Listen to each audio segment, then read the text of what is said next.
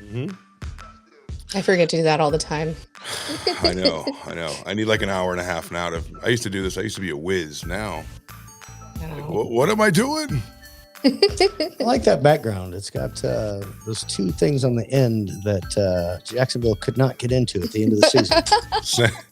If not for a poorly thrown ball into the wind in Kansas City that Tyreek made into a touchdown, no one would be hitting that. So, whatever. Yes. Anyway.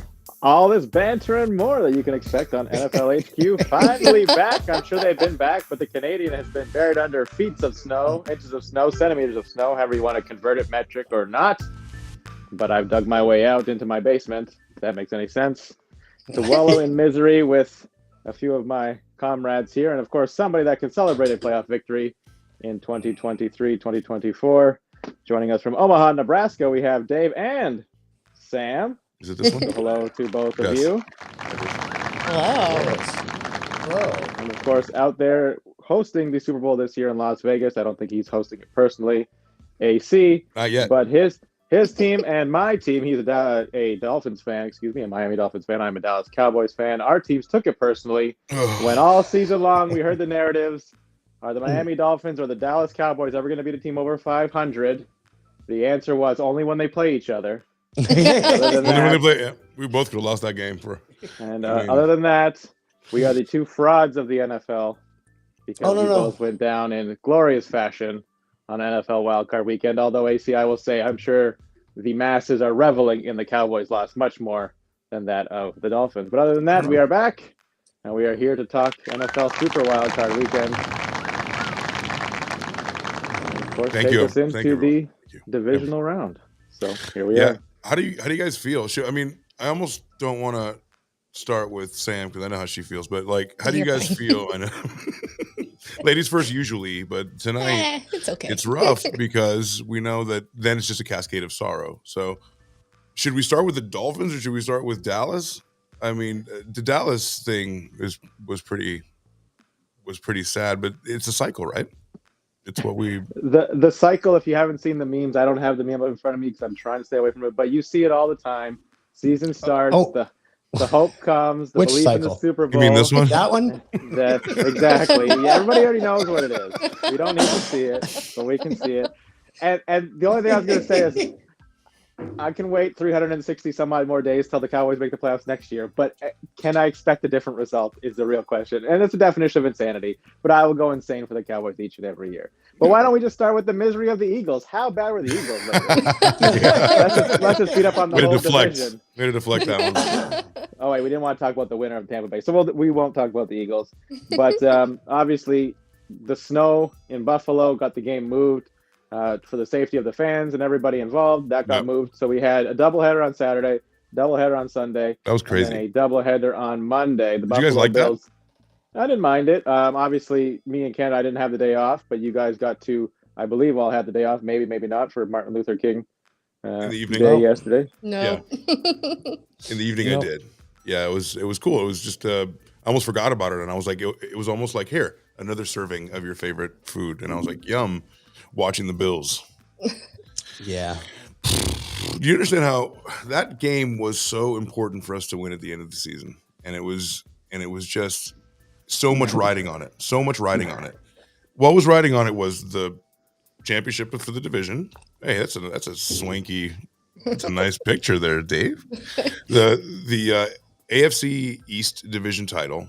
We had home field advantage that we didn't have to play in one of the fourth coldest games in the snow. It was so Yeah. profoundly consequential, and we fumbled it in the worst possible way. But I called it. You did. Well, and again, I haven't really spoken to you guys since before Christmas even, Right. so Yep. we'll get our pleasantries out of the way. But I was going to say, not only that, but Miami fumbled it for the entire NFL because if you guys won that game the last week of the season, we wouldn't have had to push a game back in Buffalo because we wouldn't have had that game in Buffalo. That's true. So That's my God. That's right. But so many variables. But anytime you have that kind of power to take it home, because the weather is definitely a factor.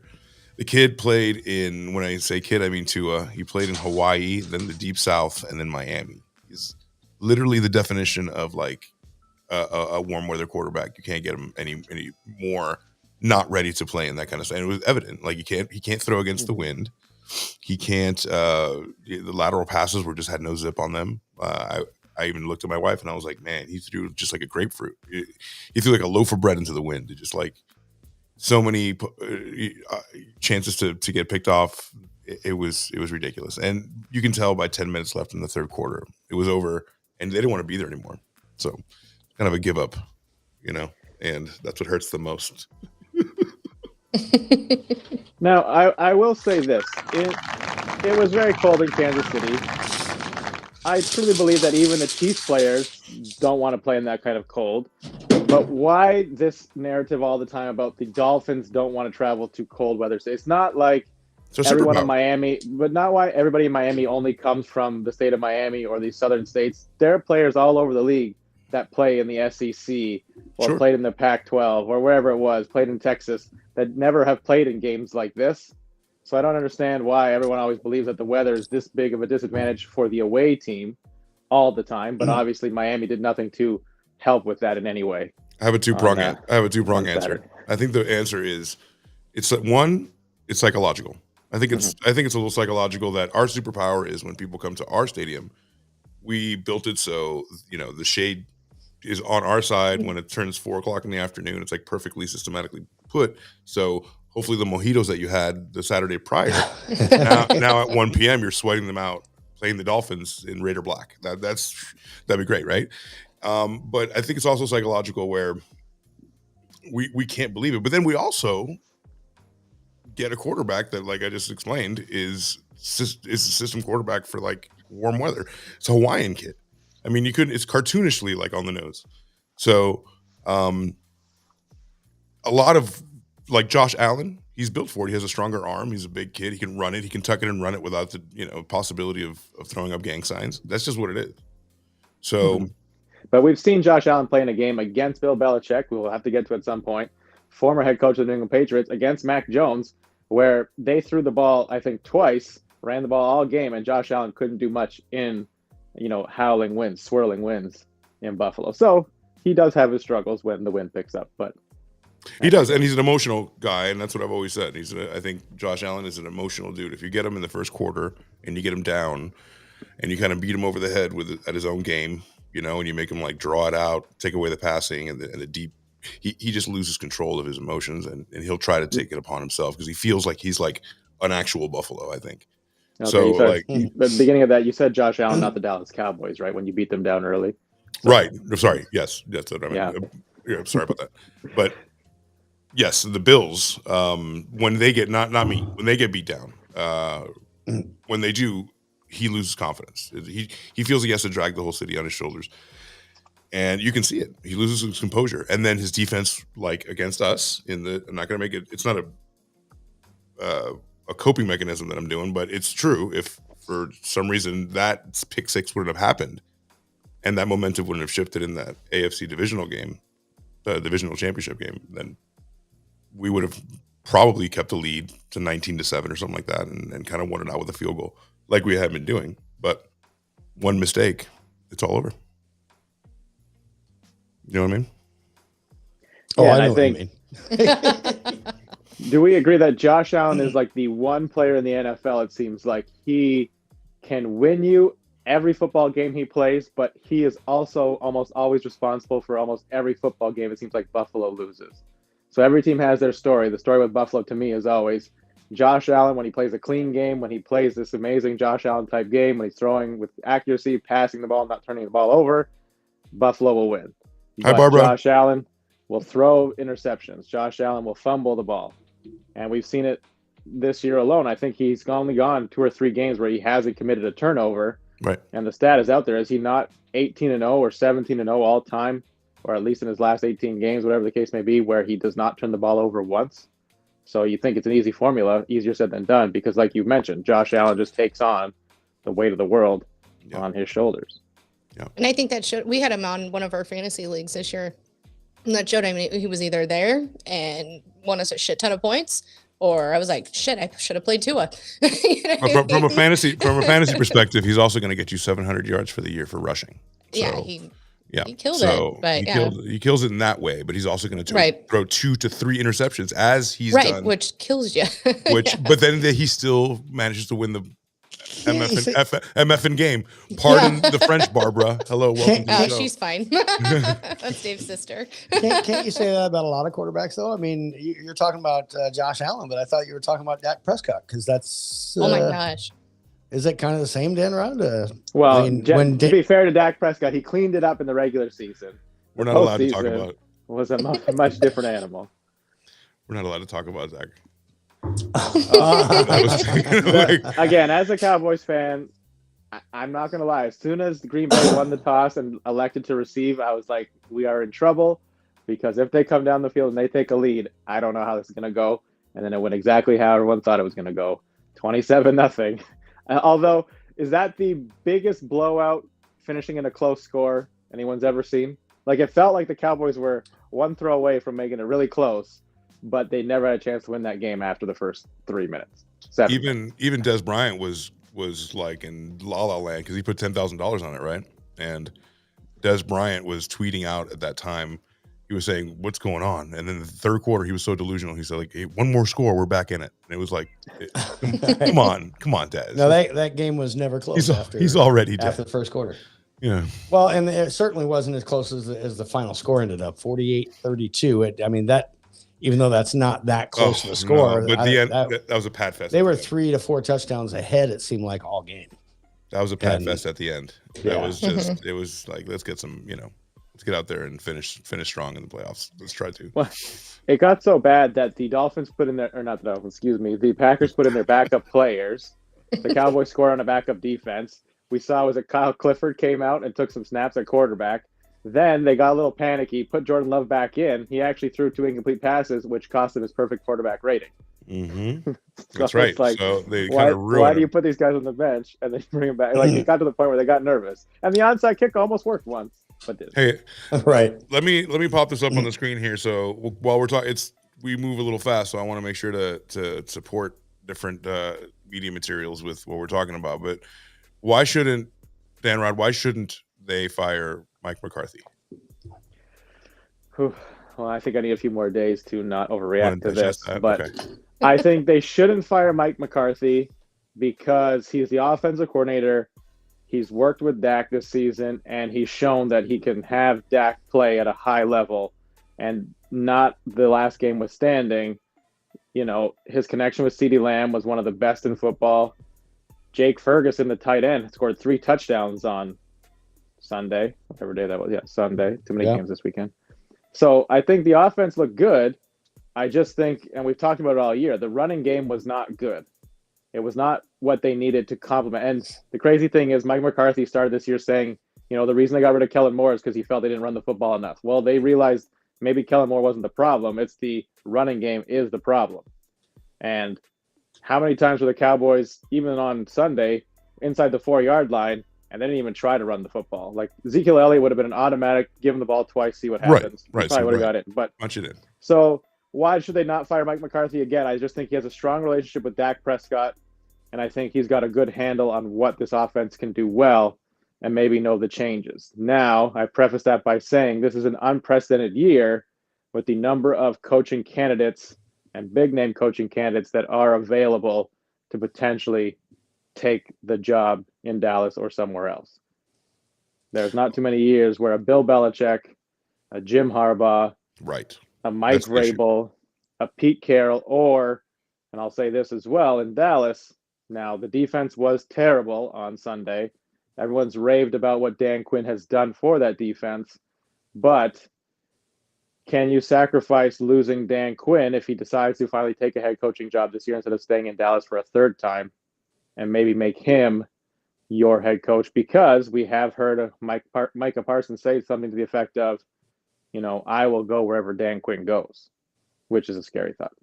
That is a scary thought. And all the teams that Dan Quinn has actually been a part of, and here we are again, kind of full circle, like the 5th team now. So what about you guys? What about when you saw that Dallas game? Were you surprised that it ended? Married couple, were you surprised that they didn't move forward as good a team as they had, or were you? I was happy. Same old Dallas. I'm not a huge Dallas fan. Yikes. I'm not, but I was surprised to see Green Bay do so well. I have to say. Because Jordan Love, right? Right. Yeah.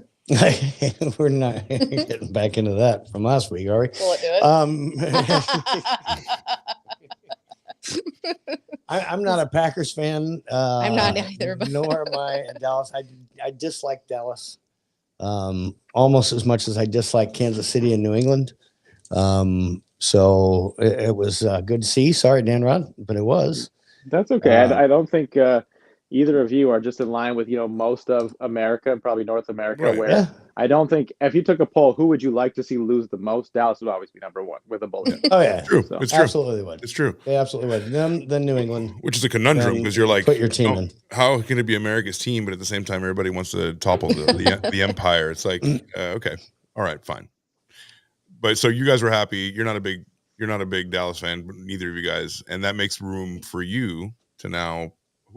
Who is Tampa Bay playing now in the next? We'll play Detroit. The good part playing about the it is Detroit Lions. Green Bay gets to go to San Francisco, and if Green Bay actually can do this again against San Francisco, and if Tampa can take care of business in Detroit, that means that Tampa would host the finals of the NFC playoffs if those two things happen. Now, is that going to happen? Who knows? Probably not. That's going to be a big if because San Francisco looks great. But that week off always gets me. You know what? All the people are like, oh, you get that week off, especially now that there's only one team in each division that has it, one in the AFC, one in the NFC. There used to be two that would get a bye week, and now only one has it. I don't necessarily think it's a positive thing. I think especially teams coming in with momentums, like the Buffalo Bills, like the Houston Texans, even like Tampa Bay, they've had a couple good games. And in fact, before that, they did lose one, but towards the end of the season, they're coming into their own. They're looking better than they did. I don't think a week off helps teams that are coming into their own and doing that. I don't know that it will hurt necessarily either the teams that had the bye week enough, but I definitely don't necessarily see it as a good thing for a lot of teams. What do you guys think? Well, a 2 seed I'm sorry, Dan, but like was it a 2 seed? Lost to a 7 seed, right? Well, yeah, for the first time, I was just going to say as a 2 seed, if there was only 2 wild card teams, the Cowboys wouldn't have lost last weekend. Right. We would have at least had to see them lose this weekend, but they would have made the divisional round. They would have had the bye. But yes, we could just get the history out of the way. The number 2 seed losing to a 7 seed for the first time ever. Yes, that happened this weekend. Any talk this week of any of our teams is salt in the wound. It's very fresh, and how I was extremely prepared for it because I chose them to lose all the way out, the Dolphins, but it still doesn't hurt, as much as it should, because I know what's going to happen. I almost can. There's no way. Do you remember when I did the Super Bowl predictions back, and you were like, "Whoa, this is like way too early for this"? Remember? And I said Dallas, Miami. Yep. That was on purpose. That was December 5th. That was on purpose. You were jinxing both teams. No, it wasn't about a jinx. It was like I wanted to see if we get both got bounced early.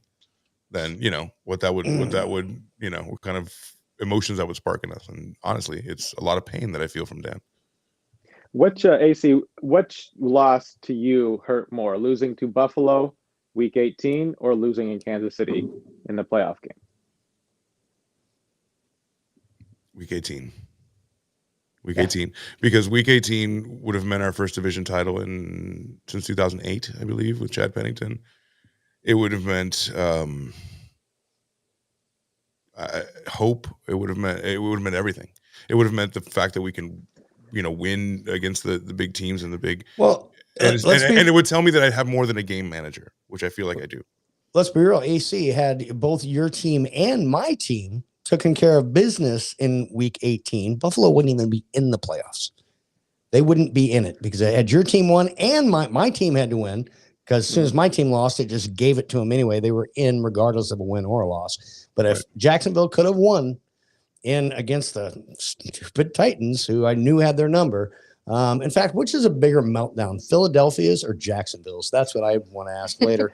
But then they wouldn't even be in the playoffs right now. And here they are with potential going to. I mean, they've got another home field game. And depending on next week, might have another one. And I don't know the exact odds, but I would assume they're probably the 4th or 3rd favorite now to win the Super Bowl overall. I think San Francisco will be number 1, Baltimore might be 2, and then Kansas City or Buffalo would be 3 or 4. For sure. Yeah, we're gonna take a look at that. You know what I saw today that was crazy? I don't know where on the NFL Network or why this was, but they had power rankings, and I don't know where they came from, but Dallas was ranked 1 spot ahead of Tampa Bay in power rankings. And I was like, how does that make sense? I have no idea. America's team. It's, God moves in mysterious ways. Let's see. Brandon joined. Let's see if he's has any. Hey, Brandon, are you here? All right. You give me the thumbs up when you're ready. I will unmute you. That way we can. Well, and should we jump to the only winner of the week and hear from a perspective of a fan that's excited? Sure. Before we move over to, I just have a one thing to play for Dan Rod, if that's okay. Oh, absolutely. Okay, cool. Oh boy. No, it's nothing. It's nothing bad. It's nothing bad. In fact, it's something that's going to hype you up. Oh, Jimmy. It's going to hype you up.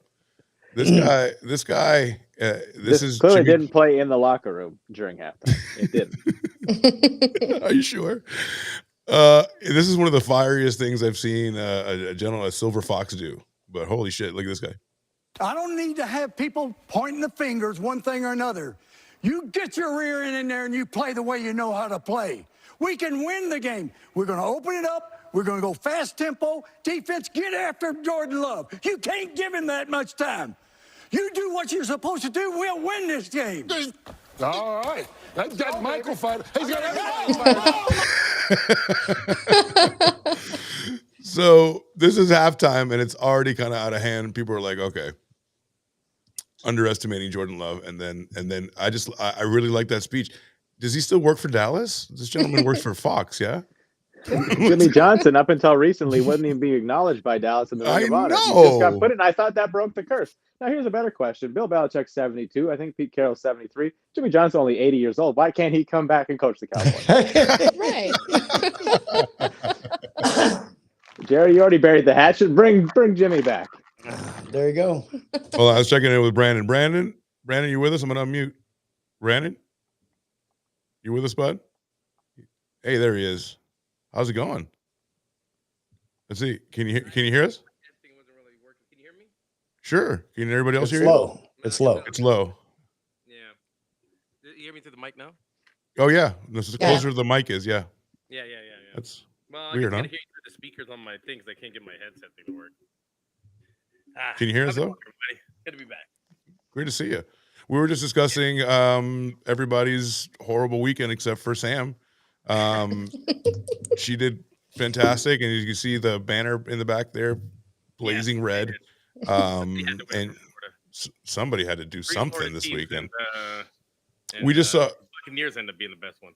Brandon, we'll play this back for you. We were talking about Dallas, and before we got to her, because we were talking about the Tampa Bay game, we're going to play this again because I thought it was great. Have you seen this? I don't need to have people pointing the fingers one thing or another.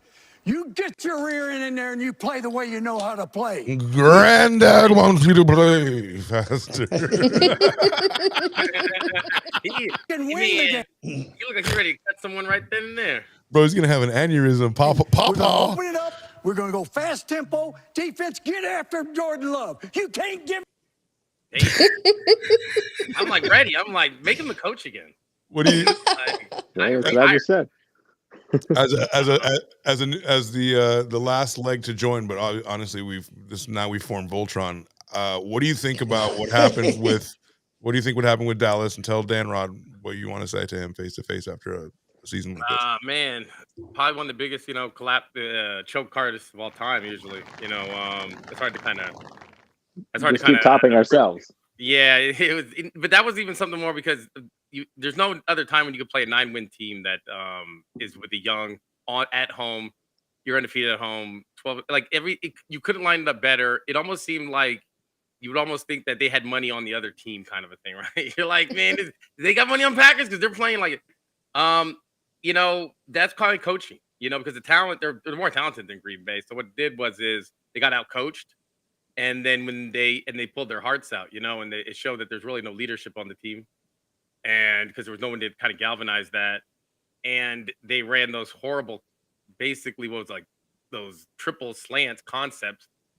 They knew they were running. They kept jumping on them, and it was like he couldn't change it up. And so you have to fire him, just because you can't bring that back. And so the sad part is that it's going to end up being probably one of the best teams built that never even got to an NFC Championship game. They got all pros all over the team, but it shows you that in NFL coaching is like a third of it, right? Where in other sports it's maybe like like a tenth or something, right? Like football is where you can actually win with the X's and O's more than any other sport, right? And so I think the Cowboys are having to reel because that's probably the best Cowboy team you're going to have. Because now you have to pay these guys, and you're going to start. Well, yeah, and everybody's a year older. You have to pay your guys exactly. And you're going to lose Rookies some of are going to come up and things of that nature. And so basically, they'll be a worse version of themselves trying to get further. And they're not bad enough to rebuild, but they won't be good enough to add on to the better NFC teams that are going to be going on next year. So, okay, I guess the best thing for them is that the Eagles look just as bad, and so that division is, they can always still win that division because it's wide open now. Yeah, but of course, we talked about this a long time ago, and we mentioned it. No repeat winner in that division since 2004. So I thought the Cowboys would win it, and they choked in it. I think the best thing for the Cowboys is the Eagles' total collapsing to kind of take, it's always like, hey, don't look at us, look at them, kind of. Oh yeah, it was a benefit they put on it, like, oh man, it was like the Cowboys like, thank God, because I can't handle a week of this. So the Eagles gave them some cover, right? Now it's both teams are like, should we fire our coach and get Bill Belichick? Now the one thing you did say was coaching was a problem. So you say the Cowboys, this is the best team they ever had, but maybe with better coaching, they still could be a better version of themselves next year. So there is room to I don't think Bill Belichick. I think there's one coach they got to get, right? And now you're caught up. Now you're caught up, Brandon. Yes or no? I think you get Jim Harbaugh. McCarthy's gone. Money at Harbaugh, and I think Harbaugh. Funny enough, is I think Harbaugh might turn that kid Trey Lance into a Colin Kaepernick thing. Nah. I did think that on Sunday. I'm like, we still got the Trey NFC Lance. Championship game. And that night, people don't remember that Niners team wasn't the greatest thing when they were firing Mike Singletary. So, like, he gets the maximized play. He gets the most out of maximized teams. They got to go after Harbaugh. You don't want Bill Belichick. He might get the defense in order, but the offense will still be plain. Then all of a sudden, you got Josh McDaniels running your offense. It looks stale. Oh God! That's the worst thing that can possibly happen. And then, of course, I heard in my household, well, if you bring in Bill Belichick and Josh McDaniels, you might as well bring in Jimmy Garoppolo too to run that offense. So. Right.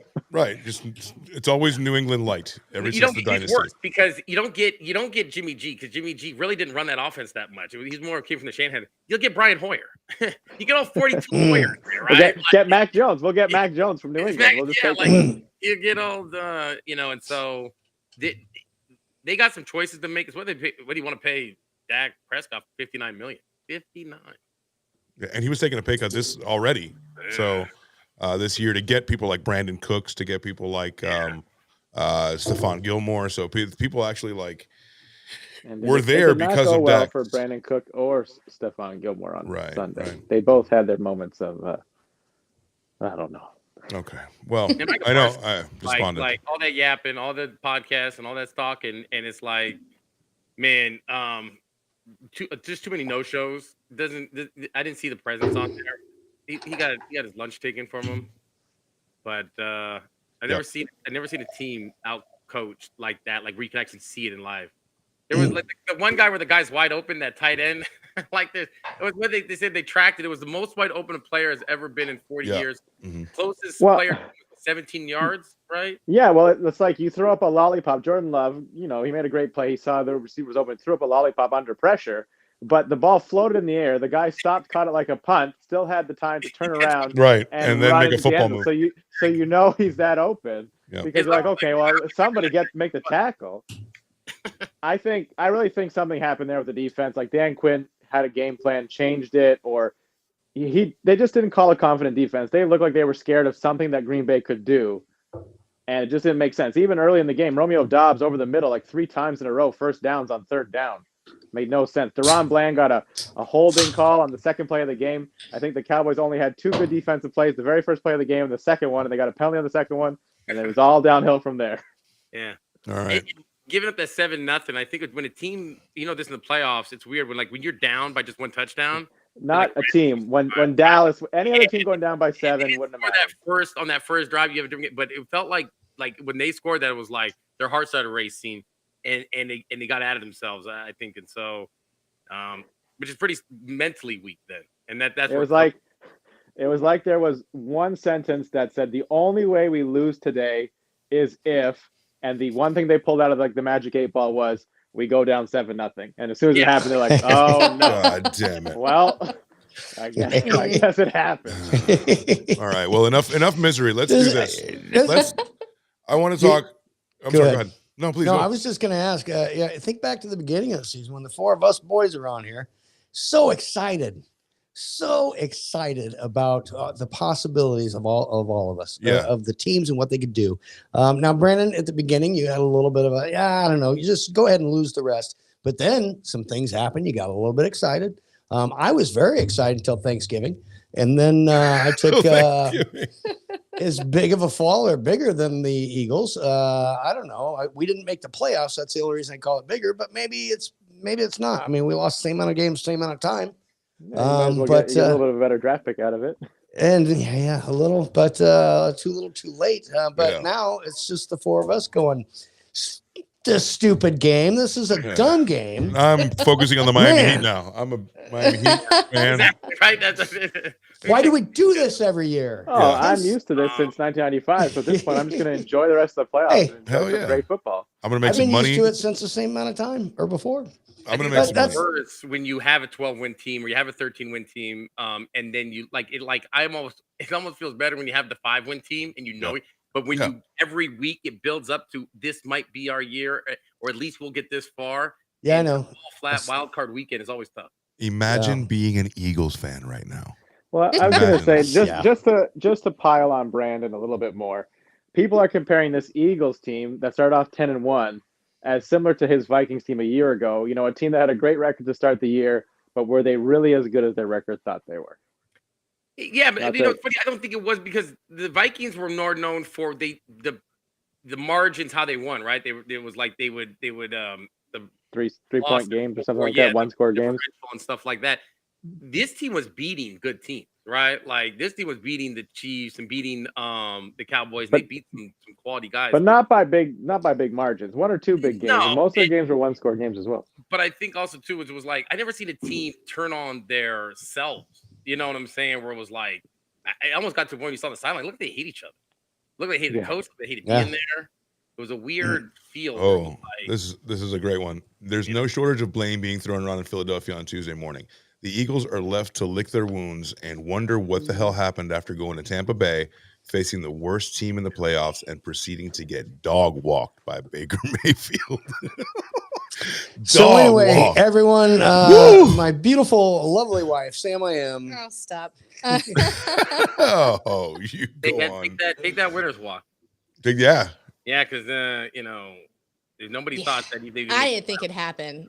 Last week when we were talking about it, I was like, no way Tampa's winning, especially against the Eagles. I don't care what kind of run they've had. Tampa doesn't look all that great. Now we've had a good run, towards the end of the season, but it's still been tough, even making touchdowns. We've been making field goals and whatever. And even last night, first score was a field goal. I'm like, we need more than that. I also said they shouldn't shoot the cannons for a field goal. I'm like, it's not a touchdown. But she said that when we were there, actually. I did. I'm like, it's like a participation trophy. Something happened when you guys went to that Jacksonville Tampa Bay game where obviously the Jags went downhill after that. And everything just swirled out of control. Yeah, chaos. It's all me. I mean, I'll take credit for it. What a fucking trip what a vortex of a trip, dude. You brought back the juju. So anyway, let's check this out. So you deserve your flowers, hon. You gotta hear your boy talk here. Okay. So Mayfield discussed his 3 TD game. It was masterful. He played a hell of a game. Baker, the fans tonight were all outraged. Stadium. At the end of the first quarter, you were trying to pump them up. Can you just speak to how important it was that everyone came out here in Tampa Bay? Yeah, big difference in tonight's game compared to the first one with how many Eagles fans were here tonight. Tampa showed up, and so we appreciate that. Unfortunately, it was the last one here, so but it was electric. We could feel the energy, and we fed off that. And that was the boom you guys were talking about. So every time, So for people who don't know, right? Baker either foreshadowing they're going to lose this week or San Francisco's going to win this week. If it's the last Exactly. Right. He could have another game. Like I meant anyway. And Sam, please tell me you bet on anytime touchdowns from David Moore and Trey Palmer in this one, because we all saw that coming. Plus 9 million. Like, like, come on. And then, God, but so much happened. So what other games? Well, especially this game, I would say is that have you ever seen any broken tackles? Like it felt like the team didn't want to even be there. And when you lose, I think we give Nick Sirianni, when his first year there, when he started to implement his offense, the team was very horrible. They were stagnant, didn't really run it well. They bring in Shane Steichen, quarterback coach from the Chargers. He gets Hurts to play better and gets into the MVP season. They lose Steichen to the Colts. When they have to run that Nick Sirianni offense, it looks rough. And so, Yeah, this is the one ahead of you. You're totally right. Yep, when they made that change is when. I think Shane Steichen had a lot more to do with that, getting that offense together, and Josh Gannon getting the defense together. When he lost both coordinators, Sirianni's not that kind of a coach where he's an X's and O's guy. He's not an Andy Reid, Yeah. So, Is this a warning to the Detroit Lions? Because a lot of talk right now is both of their coordinators, Johnson and Glenn, I believe, are hot coaching candidates for this 1000%. cycle round. Yeah. So this could be Johnson, Detroit. When he had Keep an Anthony eye in the first year, they were horrible. How do y'all feel about we can do fact or fiction now if you guys want to, but fact or fiction, yeah, let's do that. So fact or fiction, you guys don't all have to have one, but it's been on my mind since the Tampa Bay game. Baker Mayfield will make it to the NFC Championship game.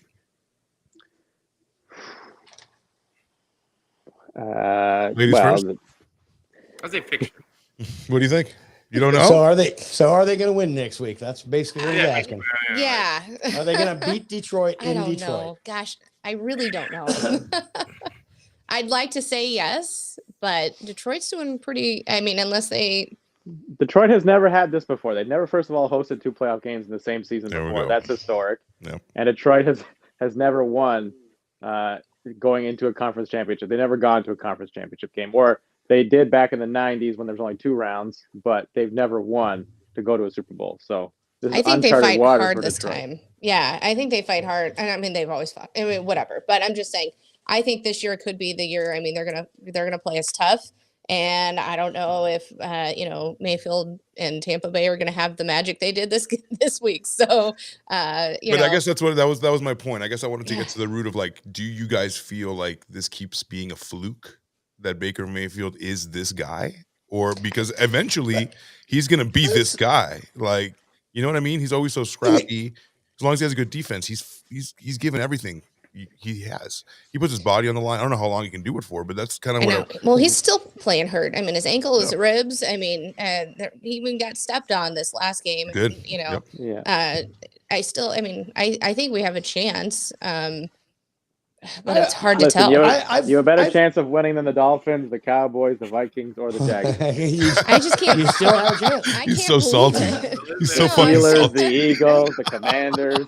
Hang on. If you'd have asked me when the season started, would The we Jets, still the would we be in the Patriots. playoffs? Yeah. Bengals. I've said all year that Baker's going to do well in that Chargers, the system in Broncos. Tampa Bay. But here's they didn't win that just by Baker Mayfield didn't win that game. He played He threw hard. 3 came touchdowns. He played good. Hold on. That defense won that game.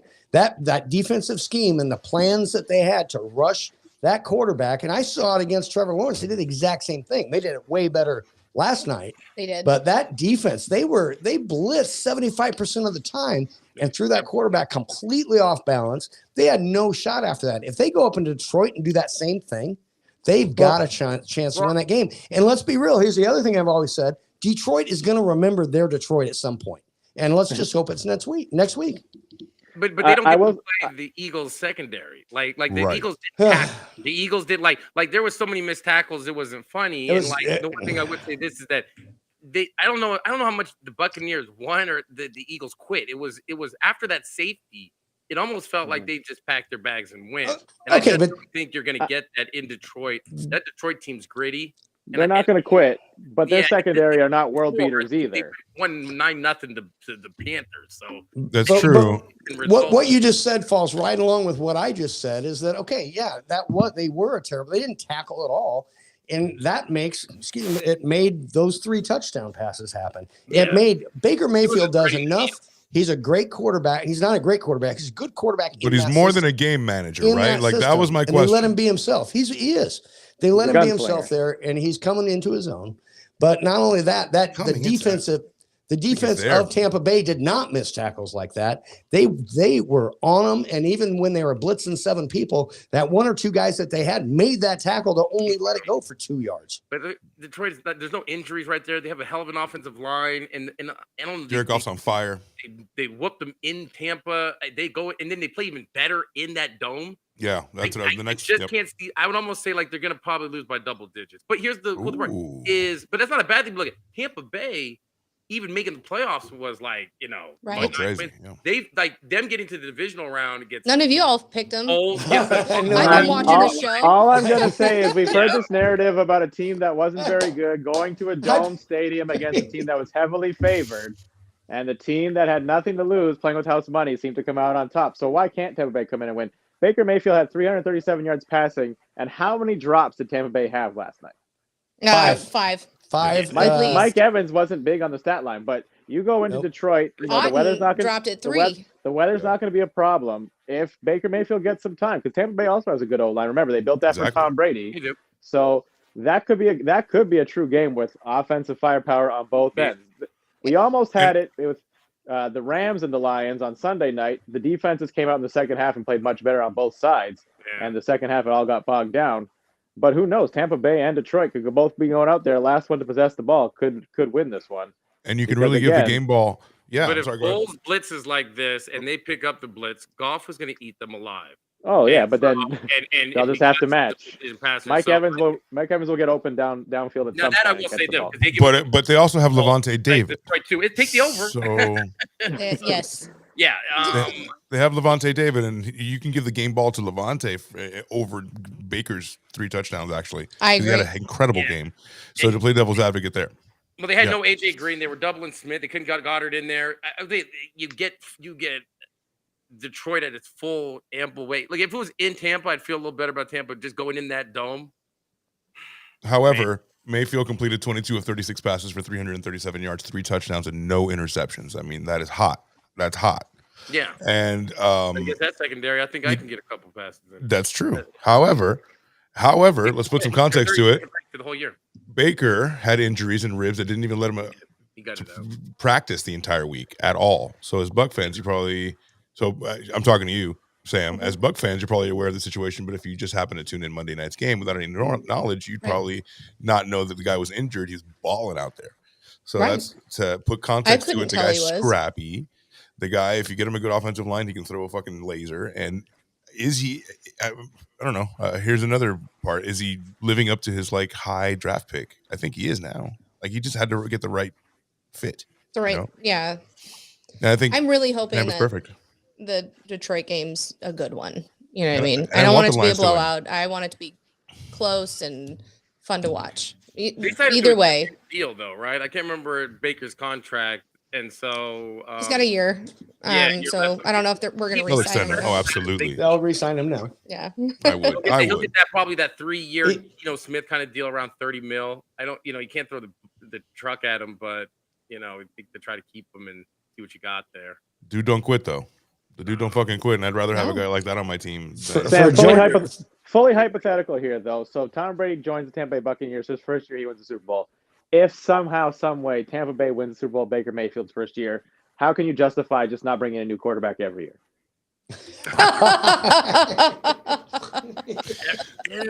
They all have to be number 1 picks, though. They have to be number 1 picks.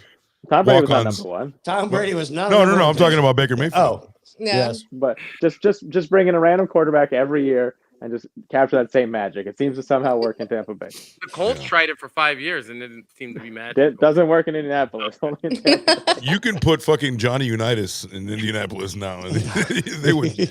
I don't understand, man. They were. Quarterback. They're in a dome. Like, how big of a disadvantage is it for both Buffalo, even though they're at home, and Tampa Bay on the road? Now, obviously, the NFL did them both a favor by putting them on Sunday on purpose.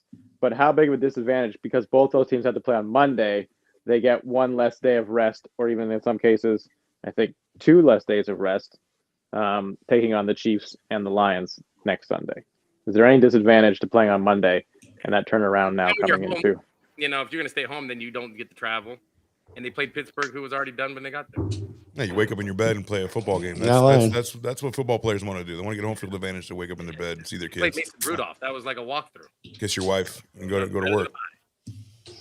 I think the advantage is, I think the wild card teams have a good advantage because there's something to be said about having to play back up against the wall football every week for a month, as opposed to having some time to think about it, get cold, that's true, overthink, overplan, change something at the last moment, have some kind of a brilliant, feather in somebody's cap and go, well, you're right. That's the way we'll beat them after weeks of planning. It's just, I think it's better there's something to be said about staying warm and battle tested throughout the playoffs, I also think you forget about the buys.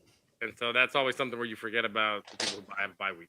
And then when they play and you're like, oh, that's how good the Niners are. Oh, hey, that's how good the Ravens are, and then so they remind you why they got the bye. Yeah. You were going to say something, Sam? No, I was just going to say, to your point, AC, I think the momentum of, okay, now these teams are, let's take Green Bay going against San Francisco. They've got this momentum. They've got this win. And San Francisco does have the bye. I mean, we've got to, they're practicing and whatever, but it was a relaxing week for them. You know what I mean? They didn't have to be in game time mode. I think, she's right. I think momentum's a big thing. It's a thing not only in games. I mean, you can see but momentum it's for switch your in front of you, right. in front of your eyes during a game. But I think it's when, like I was talking earlier, when a team like Buffalo or a team like Tampa Bay right now, or a team like Houston, when they do have that momentum and they're winning and it's fun and they're got each other's backs, I think that is a very positive thing. And I think taking a bye week could be a negative thing. Now, the two teams that took that bye week are obviously the best teams based on their record, based on a lot of different things. But I don't necessarily see that as a positive going up when they have to go up against one of these teams. I think, Houston's going to go into Baltimore, and Baltimore, I think, is the team to beat. But CJ Stroud and that group, Houston's got a shot at that game. And it's going to be cold weather. It's up in Baltimore. But you know what? CJ Stroud's no joke. And he hasn't been the entire time. I mean, he should absolutely win Rookie of the Year. With extremely young wide receivers, with kids like Nico Collins, just kids that are just like out of the box, straight out of the, college, where he's making them into stars. So that happened really quick. And I think I just heard this fact today, and not just because Dan Rod joined us again, but I think that the Houston Texans have more playoff wins now than the Dallas Cowboys have in this millennia. Is that true? Very possible. I'm sorry. I mean, they've had like Matt Schaub and Andre Johnson. I'm sorry. I really I love Darth Daniel. I really like. And the Texas Rangers have won a World Series, and so have the Houston Astros. Yeah. But I don't know why I got disconnected for a second there. It's all good. But mentioning, playing in cold weather in Baltimore, but CJ Stroud did play at Ohio State, so at least he's played in a cold weather state. Yeah, he's sure used has. to it a little bit. But. And that, going back to the Tua thing, that has something to do with it, right? Like Brandon, my Tua thing earlier that you missed it was the kid went to Hawaii, played in the deep South, and then plays in Miami. He's not built for cold weather situations. We had a conversation about that before you joined, and look at somebody. See, now we're flipping it. We're like, well, he's going to be okay because he played in Ohio State. And the inclement weather doesn't bother him. How much does that play a factor, Brandon? Like, I don't. I never looked at him and go, hey, he can't play in cold weather. It just looked I did. It looked like the whole team couldn't play in cold weather. Miami never does. We that. were down Right? 6 They'd defensive always- starters. There's Yeah, a difference when that it's too. cold weather and that kind of cold weather. It's Right. cold weather. Well, and also too is like Mike McDaniels has to do a better job of calling plays. Like agreed. they just did not do a good. Like they left him out there. It seems He was like cold they don't too. there's no easy throws. They don't do the dink and dunks. When you're in cold weather, you have to like shrink the game down. You're not going to get those deep balls. You're not going to get those. Like he's trying to throw like 10-yard, 15-yard slants. They've just been doing. Screens, tight end kind of run, like get the ball going. Wide receiver screens, always. Kansas City was trying to do, and what Miami was trying to do. Miami's like, no matter our weather, we're still going to run our Miami offense, and it's like you don't get to run that in the weather. You got to run. You got to shrink the offense. It's going to be the tight end's going to get a lot of catches, balls to the a lot of screens, a lot of dump passes. They never have any kind of outlets where the running back is right there. Give it to me. It's like no, I don't see my deep ball sack. Right. Yeah, it's so, true. You got to change that a little bit up and stuff because you're not going to be able to get those balls down the field. He's not going to be able to throw in the weather. The slants and against the wind, man. That like, wobbly pass that he threw. That's the only offense you got. It's like you don't have a small man's offense. You can't shrink the score. Like, and I thought they were still trying to run their offense in that weather. But Tua has to be better. He doesn't feel the pressure. He squeezes up too soon. I don't want it. I think I'm out on the Tua train. I even got a Tua Tagovailoa jersey this year that I wore. After wild card losses hurt a little bit, and so what you do is you're like, get him out of here. No, but this is actually a get him out of here year because either he plays out his 5th-year option or he doesn't. You know what I mean? So yeah, but then you're too good to go back in the draft, and the stopgap, loser veteran quarterbacks is just terrible. Because then you're getting Carson Wentz's and Ryan Tannehill's. Ryan Fitzpatrick. Like, Let's bring back to Ryan Tannehill. Bring it back. Right? What is Russell Wilson doing, right? Oh my God! Actually, Russell Wilson might be the perfect quarterback for us if you think about it. But here's my thing: is like what he is now is not always what he will be, and so as long this year was like, oh, he's gonna get concussions all the time. No concussion. This year he has to work on pocket presence and being able to roll out the pocket and deliver passes. But no offense, Dan. It feels like I'm piling on you. I don't want a Dak Prescott. I don't want a year 9 experiment. I don't want that. But it's like if my quarterback doesn't win the Super Bowl in 4 years, I can't be like back to the pot. Like it takes a while for these quarterbacks to develop. You know what I'm saying? Like Peyton Manning didn't win his first 4 years, except for Tom Brady. A lot of these guys and it takes a while when they start actually getting into. Now, if he was 28, 29, I'd be like, maybe, but still early. And I would like to see a veteran backup quarterback, somebody that he could talk to on the sideline, somebody that can really kind of guide him a little bit. I thought that might help because I would think that, my big thing was go get a Jimmy G. He knows this offense. He's really good, and he's not trying to take the job. And so when he gets on the sideline, someone that kind of galvanizes him and get him up. But to have Mike White over there, who knows nothing more than we're not built to have that kind of quarterback behind Tua. We need that cap space to get an offensive lineman. We should go 1, 2, 3, 4. Well, we don't have a first round pick, I don't believe. But you're $40 million over the cap. You are in hell. Yeah, we are. So you don't want to Dak Prescott it, but now you hold the NFL record for the longest playoff win drought. So, I mean, even though Dak Prescott only gets you a wild card win once every 3 or 4 years, I would rather make the playoffs and losing the wild card than not have a playoff win in how many years? 23? Well, it's funny because Miami went so long without winning anything. Now they get 2 playoff appearances back to back, and they're like, and you're like, well, this would have been for 10 years. This would have been the best you've ever gotten, And so, do you remember the Adam Gase and like what's his name? The Ryan Tannehill years. Adam Gase. Years. I'm really happy to be here. So it's like you guys get to the wild card. Ted Ginn Jr. and his whole family. We drafted Ted Ginn Jr.'s whole family. Or fell forward fast. Was that Joe Philbin? No, that was Cameron. Like you guys are actually relevant, instead of just a laughing stock. And so you guys are there.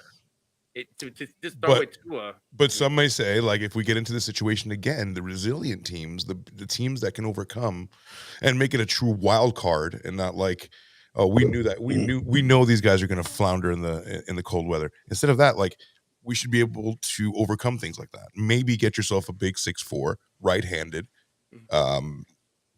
cold weather northern cat that's been there, done that, like Josh Allen that or with the Buffalo game. Or don't blow the Tennessee game and get the hosting get these guys down to Florida, right? Like it was the old thing was like, dude, you're not gonna take a dig at both of us. What did I say? No, did Brandon just take a dig at both of us? Don't lose a Tennessee game. Don't lose a Buffalo game. Shut Yeah, up, well, dude. Mirror match. Mirror match. Yeah, I know. Tennessee, the way they blew that Tennessee game with 4 minutes to go. Oh, that was and ridiculous. 11 Yeah. it was hard to watch. We're getting complacent. Yeah. You know, and then they say, hey, look, winner takes all. Buffalo, like that should have been the game where it's like, guys, this is not. When they lost that game, I almost felt like they knew they were going to lose the Chief game. You can almost see it in their eyes. Like, we'll wear the white uniforms. We won't tackle. we'll just get, lollipop. The defense, who actually had most of the starters missing, did better. They kept them the field goals. They were actually fighting. This high-powered offense can't get more than 7 on an underthrown football. Right. Tyreek Hill. Well, What do we? I know we're definitely going to get into the better suite at the end of the game, at the end of the show, because we really I want to do that because I have a couple of ideas. I think the Packers are going to get blown out, and I put all every money I can on San Francisco. They're gonna Let's take a look at while we do that, let's take a look. but wait for it. At the it's here. Not that. I like how you brought up the millennia earlier, because obviously the last time the Dolphins won a playoff game was the turn of the millennia in 2000. That's true. Yeah, it's been 24 years. Yeah, absolutely. Was that the horse game? I'm sorry. Stop hurting me, please. It was an Quit picking on game Dan, against the Rod. Colts. Quit My firing God. back. And of course, we're all cheering for Houston because they've appeared in as many Super Bowls as the Detroit Lions or the Jacksonville Jaguars in their history. That's true. That's true. I'm What sorry. did I say about the Cowboys? Yeah, I said yeah, you're right. You hate the Cowboys. Yeah, You of course hate them I as do. much as Yeah, you're everybody right. else. You're right. I deserved it.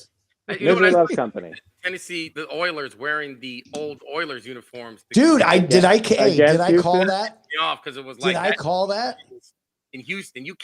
You left, you knuckleheads. You can't wear the old uniform. Yeah, that was Shouldn't bullshit. they? Did I Shouldn't call they that play though? each other for the uniform? Like the winner gets the throwback uniform the next time they play.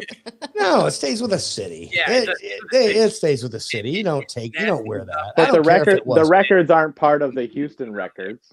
If you the remember, Tex- if you remember us talking about this, we talked about it like week 5 when I found out when they were going to do it. And I was like, all right, so does that make it fair that the Baltimore Ravens get to dress in a Cleveland Browns uniform when they're playing the Browns? Right? How confusing would that be? No, that's bullshit. No, they don't get to wear that. They left.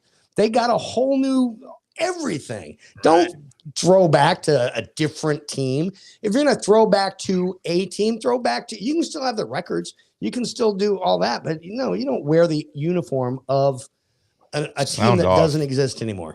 Hey, you don't do it anymore. Not if they're in a different city. Sam, do you have that T-shirt, that Orange Crush T-shirt? You can show us again. Yes, Sure. it's Give me a right there. second. I really want to see that. Denver? I bought her a T-shirt last Dave bought year. you bought me ago. a T-shirt 4 years ago now. When Brady started When with Brady the Bucks. started with the Bucks. Yeah. Oh man, the old creamsicles. Yeah, except However, it's Brady's face. it is Tom Brady's face. Oh shit. Oh shit. Did Tom Brady approve that T-shirt, or did he have a cease and desist up for those? I don't know. I don't know. I will never wear it. Is that? I'm gonna get her a Baker Mayfield one. Is I'll that take a shirt Baker properly Mayfield one. inflated? Probably not. I don't know. I was not happy when we got Tom Brady. No? I mean, I was happy with the Super Bowl. But it is, I mean, You wanted more Jameis Winston years? How many No, Super I Bowls just don't would it like take for you to Brady. love Tom Brady? How many Super Bowls would it have taken for you to start being don't like, know. you know what, this guy's all right? Here's the 6. thing. When he almost threw the trophy in the river, that made him a little bit more likable. I think under Belichick, he had. Well, if we've ever seen the First- Married Couple podcast, we know there's a lot of alcohol involved. So obviously, Lots. Not so much That is that. true. Honestly, Dan Rod acts like he's seen our show. right. I'm sure he's heard it a time or He's two. there in the I caught background. the highlights. But I guess what I'm saying is under Belichick, Tom Brady was buttoned up. I mean, he's still fairly straight laced and whatever. He was buttoned up, and he was, I don't know, Playing the he Patriot just- rule, the Patriot way. Well, yeah, there was no Yeah. personality to him at all. Right. Goes to Tampa Bay, he starts to show a little bit more of his personality, which isn't much, but he's it's a human. better. Right. But he showed his human side. Shotgun beers. Now, had we have won that Super Bowl without Gronk and everybody else that they brought in, I mean, no, I don't think so. Because I mean, when Gronk left the next year, we didn't do well either. So you know what I mean. But am I happy that we got a Super Bowl? Sure.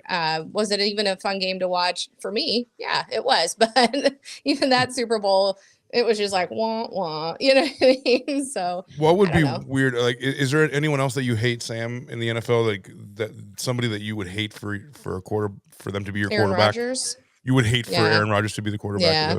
Yeah. Why? Yes, he's a douche. And he doesn't fuck good. Oh, you missed it, no. guys. Last week we You did guys NFL did miss it. HQ. She broke news. Yeah, Tell us- most tell of us- his girlfriends say he's not good in the sack. Oh, Not at how all. does he live? Not Aaron. He is a And he horrible lover. And he has a small penis, yeah? Yeah, little pee-pee. Little pee-pee. He's compensating. Oh, wait. I just got an email. Cease and desist. But again, Cease and to be fair to Aaron Rodgers, most of the time when he plays, it's about him winning, not about There we anyone else. Also, you can talk Very about selfish small lover. You can talk about small PPs all you want, but he's always played, and I'll bring it back to the cold weather. That's what I'm saying. So it's cold. A lot of shrinkage. Exactly. Also, the interesting And fact, also, the quarterback go ahead. position, you play for about 3 to 4 seconds, and you take 40 seconds off. Like exactly. Exactly. You can be quick endurance and get is the probably job not done. there. Yeah. I'm trying to Oh, find He's used to goodness. handing the ball off to somebody else. Dan Rod with the jokes. Well, you're going to see now Okay. a lot of old quarterbacks. Now Flacco kind of did good. You're going to see these guys just try to drag these careers out a little more. You know, years ago, Aaron Rodgers would have retired, you know, in that late 30s, 40s. Same with these guys, but now they're kind of sticking out a little longer. And hopefully these new quarterbacks that come in this year start weeding a lot of the bad ones out. This was the worst year for some mediocre quarterbacks. Oh my God. Not related to anything we had just talked about in the last 30, 40 seconds. But if Bill Whoa. Belichick goes to whatever team he decides to coach with and wins the Super Bowl there, will that be a bigger deal than Tom Brady going to Tampa Bay and winning a Super Bowl with Tampa Bay? Or does I that have think to be so, like, yeah. does it have to be the Dallas Cowboys for it to be bigger for Bill? I got something for that. Check this out. And why would Atlanta want Bill Belichick? Why would that city want Bill after what they did to them specifically? The same reason. Yeah. All right. I mean, if a team gets Belichick, I mean, granted, he gets to build his own team. However, they're not, you know, like when Tampa got Brady, they built a team around Brady. You know what I mean? Here we go. They built a team to. Here we go. Is that a shot to at Dak Prescott? win. I see how it is. No, the key is But- Justin Fields, my Already friend. built though. Bruce Arians already kind of had that team humming. They had good wide receivers, they had good running backs. It was just Winston was throwing 30 picks, right? And Well, No, that's he Tom Brady was. brought in Antonio Brady Brown, gets up Leonard there with like, Fournette. hey, just don't mess it up, right? Rob Fournette, Gronkowski. Brown, Gronk, Gronk. and then they get Antonio Brown, and then they're like this hype. And even then, they don't win the division. It's not like they're like 13-3. The Saints were still a better team than them throughout the year. They just got hot kind of thing in there, and Brady. They started letting Brady's offense come in more because, you know, Arians still was trying to run that risk it and biscuit, and that's why they only, you know, they were having these losses. They got blown out by the Saints in that horrible game on Monday night. Well, between Tampa and the Saints are always. I mean, it's one or the. I mean, Yeah. they're always going to play each other tough. So I mean, it is what it is. But Sam, do you have any information? Did Tom Brady curse the Cowboys because the Cowboys beat Tom Brady in his final playoff game? I So have was no this idea. was this should we have known as Cowboys fans the next game we played in the playoffs after that? Well, the next two would just be like, what do we have to do to Tom Brady to get a win? Because clearly we sold our souls to beat the GOAT. I have no idea. Reach out and find out. You know, they would kill the Cowboys because they didn't draft Randy Moss. Yeah. You know, when they didn't get that in there, they couldn't extend Troy Aikman's career. Urban was down, and then they never really kind of got back off that. They tried to bring in Parcells. That didn't work out with Bledsoe and then Romo, and so you start noticing that they never could extend it from the 90s into the 2000s. And by the time and then they keep the coaches longer than they should. They kept Garrett longer.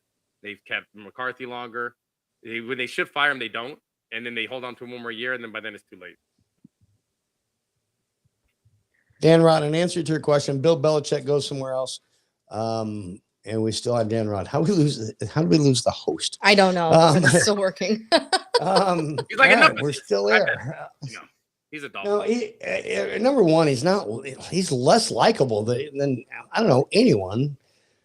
Here's the reason that what you're saying could be true, because, and it is actually probably why we lost the host, because he knew I was going to bring up that the only reason he's going to continue coaching is to go after the coaching record currently held by Don Shula.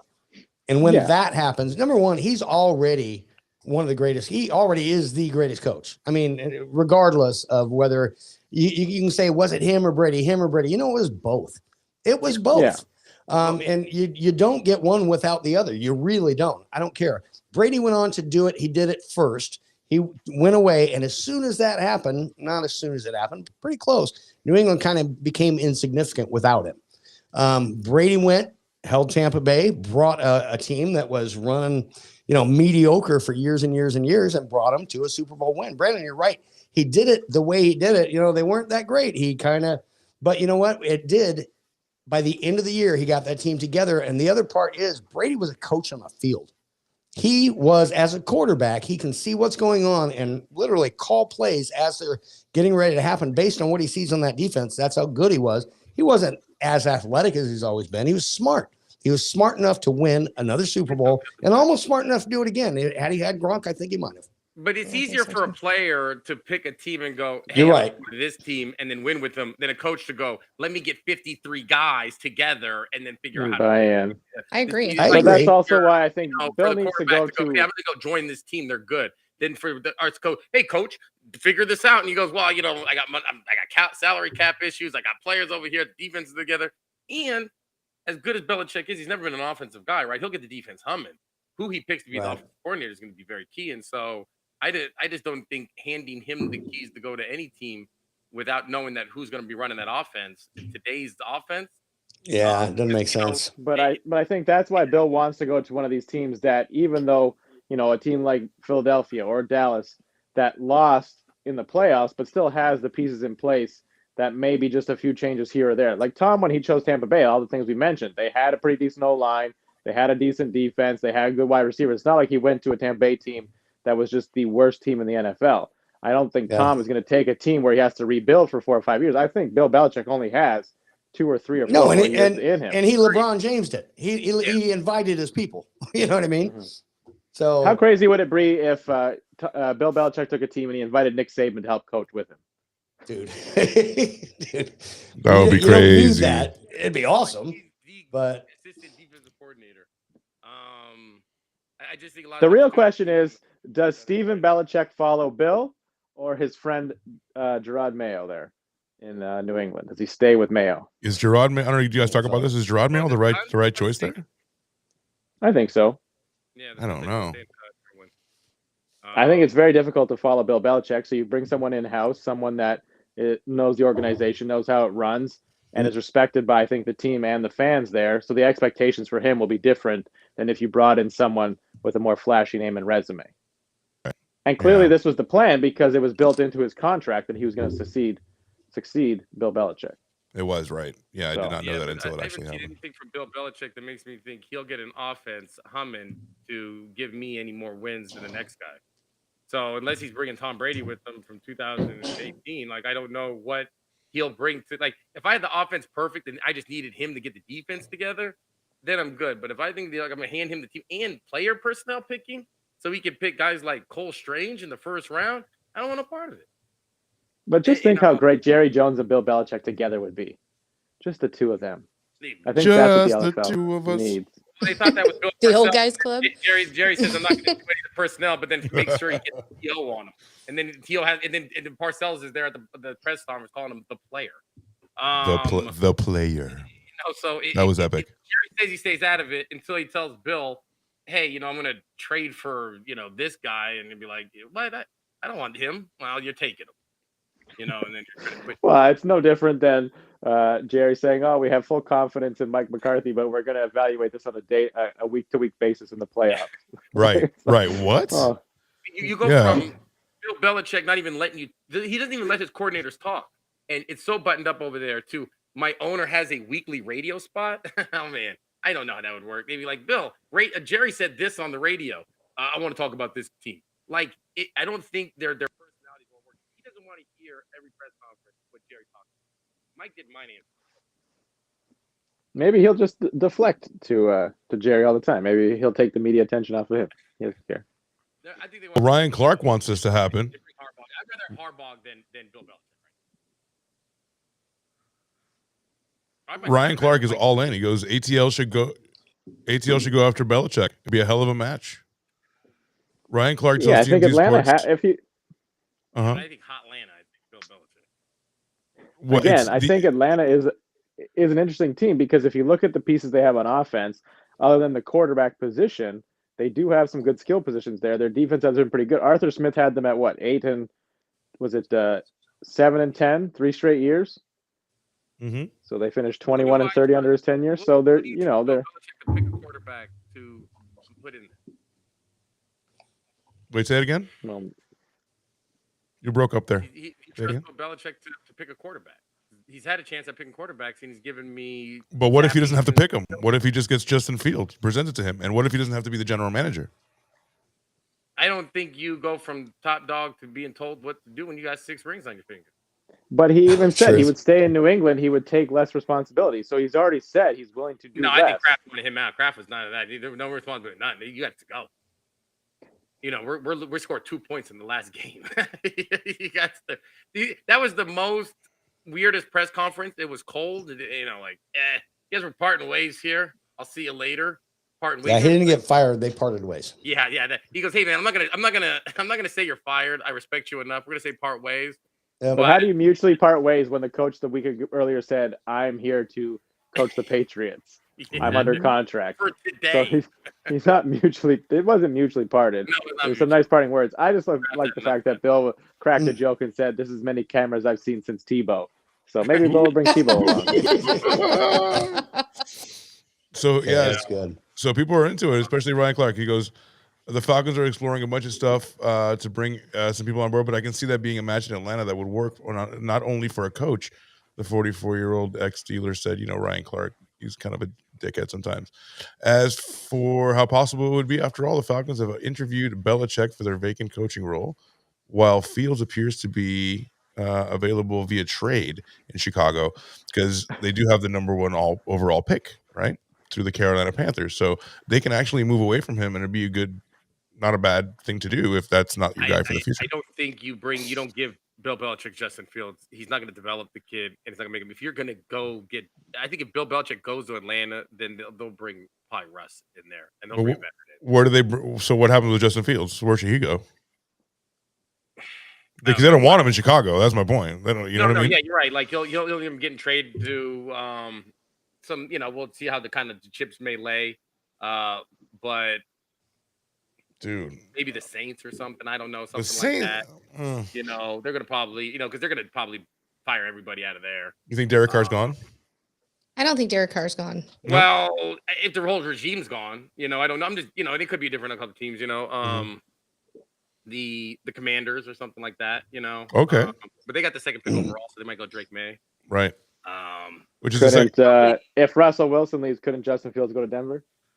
Oh, wow, that would be crazy. I don't think he's accurate enough to do what Peyton needs him to do. That is a precision passing game. You got to have a strong arm in Denver. But just think, playing in the mile high with those legs, he could outrun everybody, and they'd be grasping for oxygen on the sideline, and he'd be running all over the place. Yeah, he's yelling at him. He doesn't see the cross on the screen. He would tear this kid apart. Peyton's almost like a small Parcells. I don't know if the kid has the thick enough skin to handle that. Like Phil says, like I don't know if he's talented enough to be accurate enough to run what I know Peyton wants to run. I think Peyton's going to bring in someone a little more has seasons on him, right? Like go to Las Vegas. Let's see this one. Here, we get Pierce in there. I can see that. I can see that going in there because we have no quarterback. Just ship him off to Pittsburgh. Say goodbye to Kenny Pickett. Say goodbye to Mason Rudolph, Justin Fields. Go play in Pittsburgh. Pittsburgh just doesn't make those kind of trades though, very rarely. Especially how much longer is Mike Tomlin going to be in Pittsburgh? Really? How long does he want to be? Look impressed. He said today he's going to do 24, but that's about it. So I got a question about Jordan Love, actually. So, excuse me. Well, so did that work? How do we feel about a quarterback being early, right, moving up to get one, and then grooming him for 3 years, as opposed to throwing the kid into the fire? Like, do you have to have a situation for that? Is that just situational? Brett Favre, who followed by Aaron Rodgers, and you follow Aaron Rodgers. Yeah. I think it just depends on the system you're in. I don't think it works for everyone, but that used to be the way it worked at quarterback. Only right around when the Peyton Manning years did they start to change, where rookie quarterbacks in this new salary cap structure, where rookie quarterbacks are expected to play right away. I'm pretty sure in like the 80s, 90s, even early 2000s, quarterbacks were expected to sit. Carson Palmer, number 1 overall pick, I'm pretty sure he sat his rookie year. This was what used to happen. But like the starting quarterback. We can't hear you too well, Brandon. Get closer to the mic. Move the microphone closer. The quarterback, Rodgers had to win 2 MVPs to keep that kid from playing, right? Normally now that guy gets drafted. There's some stopgap veteran loser that's about to lose the job in 5 games anyways. Coach is worried that he might be fired in 3 years. So it's hard to sit that kid and go groom him. The only one that Green Bay could get away with is because they had Rodgers there. And then Rodgers ended up getting MVPs to keep the kid on the bench, right? Because usually what happens is as soon as you get a 2 or 3 game losing streak, they're asking for the kid to get in. And so this is one rarity. They just don't let you build like that. Is it just Green Bay? 1 year with specialty. It's just Green Bay. Weirdly enough, yeah, just because it's small market kind of a thing, I guess. But usually, like what happens too is if you lose 4, because usually those high draft picks go to teams that are bad, the teams that end up losing 3 or 4 games or 5 or 6. They just go, let's throw the young kid in the world. So you'll probably won't ever see that again. Where it's like, so it can work for.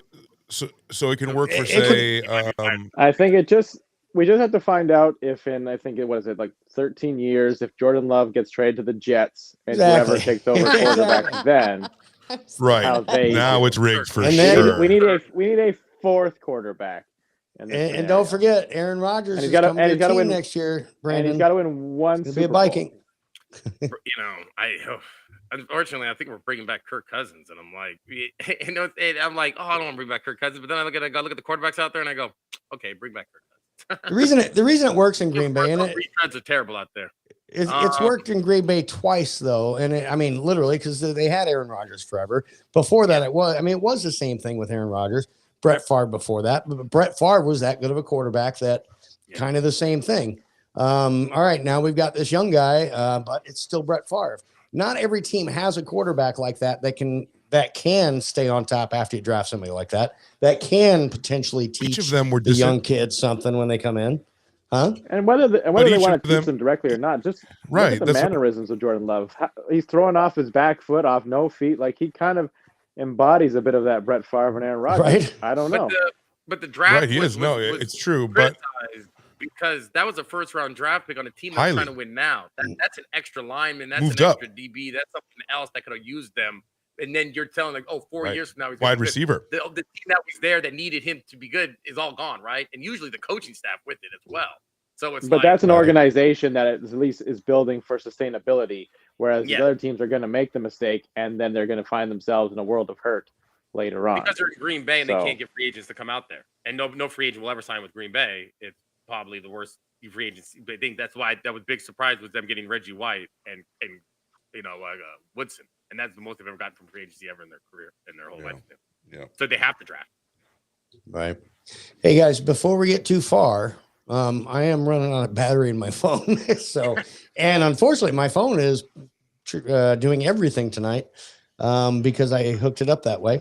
So when my phone goes, both these monitors go, but I don't know if, I'm not trying to rush it along, but did we want to do picks? And then, we can keep talking a little bit after. You don't have a phone charger, Dave, to plug your phone in? I do, but unfortunately, I'm plugged into what we're listening. So he's got it plugged into our. So I can do things like this. You need a dongle, baby. Yeah, I've heard. Yeah, we need one of those. Oh, I got one. Oh yeah, but $35.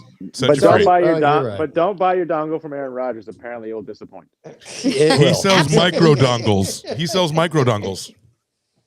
Listen, let's not Sam, talk what's bad a about mic- Aaron Rodgers, okay? He might have lists that we're unaware of. This What's a micro dongle? problem. I had brought up something, and we moved the conversation so quickly that I couldn't do it. But I wanted to bring this thing up before we move on to picks because it's going to be really quick. Oh, you're fine. Here we go. I just wanted to let you know where we're at, kind of going forward. Go ahead. Oh God, the one that I found was much more salacious, but basically, That's a good word. Olivia Munn said something to the effect of, I fake moaned every time." Wait, hold on. You actually looked this up Fuck yeah, he did. for the show? That's where he left. That's where he went to find. Rogers, fake moan. Let's do that. Let's fake moan. There we go. No, that's the same one. To be fair to Aaron Rodgers, did she ever communicate this to Aaron Rodgers, though? Did he know? Yes. I mean, you should never fake. You should never fake. Come on, but if we're working hard, platform. dude. But if we're working they hard, got to as be hell, honest with him. Give me Nope. something. Okay, if you're not honest, nothing ever changes, and you're left wanting every time. Is it time, or It's does true. he move well to it? You know, he doesn't discount double check it. You know, He needed to call Jake from State Farm. Oh, man. Oh man, but yeah. Oh God, I wish I had to restart my browser. Did it say something to the effect of like Aaron Rodgers could never make Olivia Munn do the Lambeau leap? Is that the article? Something like that. She definitely says there was abuse, but anyway, that's neither here nor there. So let's bring up our famous VegasInsider.com so we can take a look at. Hey, we take sponsorships if you guys want to sponsor us, Vegas Insider. Yeah, that'd be great. Send us a big fat check so we can do some more inside Vegas shit. Vegas, I would like tickets. That's all I ask. You know. There you go. I would like monetary compensation. Pointing out as the games are coming up, we were talking about the cold weather and will it affect games coming up. The AFC is the only division that's going to matter in going forward. The NFC, it's not going to have anything to do with cold weather. There might be weather in San Francisco. It might, but it ain't going to get super cold. I know it's not super warm there either. But we've got a potential for the NFC of a San Francisco game, a Detroit domed game. And then the following week, the only team that other than San Francisco or Detroit that it could be is Tampa Bay. So those are all warm weather games potentially, or at least domed games.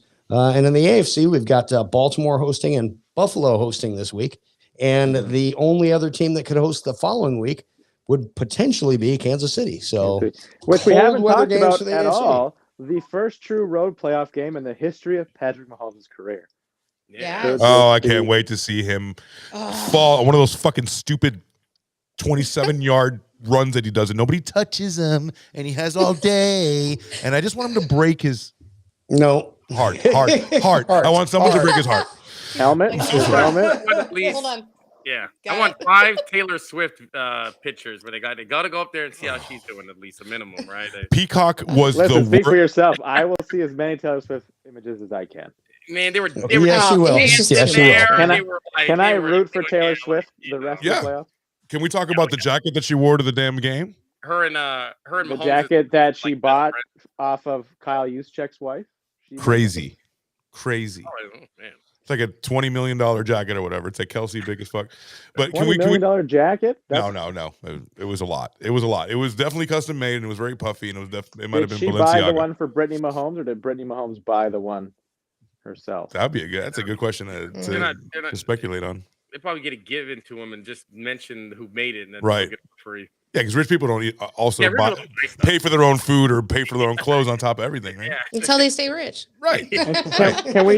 Can we just talk about how Kyle Juszczyk is definitely the man of the year in the NFL? Did he not go on every single post about Taylor Swift's jacket and write on it something to the effect of made by, and I forget his wife's name, but he posted his wife's name on there, Kylie Juszczyk or whatever. He did his money in the house. He did his darndest to promote. Yeah, I mean, you ride that hashtag, bro. If you got the Taylor Swift hashtag, I will ride that wave. Although on Twitter, Instagram, you name it. That's right. And Taylor, if you're listening and you want to come on NFL HQ, I know for a fact, Dan Rod especially. Yes. Is that how Very excited about He'll that. turn on the camera if you come on. How about that? Deal. He'll I turn think on he the- would. Yeah. That's- What was I I don't gonna It is crazy We though when want her she to stay starts on. getting the dick from somebody from KC.